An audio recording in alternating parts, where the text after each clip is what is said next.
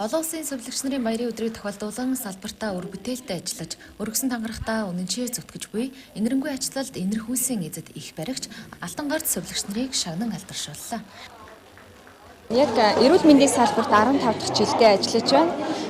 Дархан уул аймгийн нэгдсэн эмнэлгийн гэмтлийн тасагт нийтдээ 10 дахь жилдээ ажиллаж байгаа. За тэгээд өнөөдөр ингээд олон улсын сувилагч нарын баяраар тохиолдуулан одоо нийт сувилагч бүх одоо ариун сэтгэлд бүх цагаан нөмрөгтэй сувилагч нартай баярын мэнд юуны түрүүнд хүргье. Тэгээд өнөөдөр маш их баяртай байна. Тэгээд мөн удирдлагуудаа бас талархсан сэтгэлээ илэрхийлж байна. Мэргэжлийн хамгийн гой сайхан зүйл нь гэх юм бол хамгийн түрүүнд одоо өвдөж завсан, тусламж ирсэн ард иргэдтэй хамгийн ойр байдаг гэж би боддог. Тэднэрийнхээ одоо зовлон шаналл болоод тусламж үйлчилгээг хамгийн ойр байж үнэхээр тусалж чаддаг хүмүүс юм болов уу гэж боддтой. Маш их баяртай байна. Энэ эрүүл мэндийн салбарт ажиллаад 19 жил болж байна.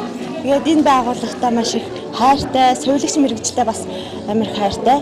Олон улсын сувилагчдын баярын мэнд нийт ажилчтай сувилагч үеийн сувилагч нартай хүргье.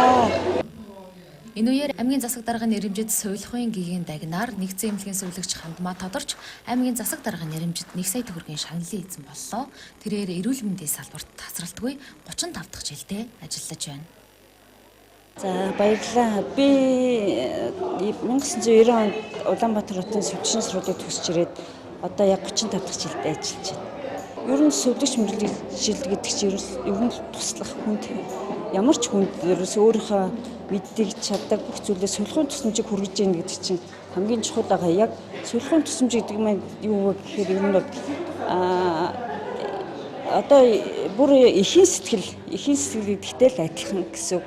Хүмүүс яг эхийн сэтгэлийг ингээд ээж гэдгээр төсөөлдөг ч гэсэн бид нар ч гэсэн сувилахын тусламжийг яг ээжиг л хүргэж байгаа гэсэн үг байхгүй юу? Ер нь нийт сувилагч тусгай мэргэжлэнүүдэд энэ өдрийн баярын мэнд хүргэе л гэж хэлье та.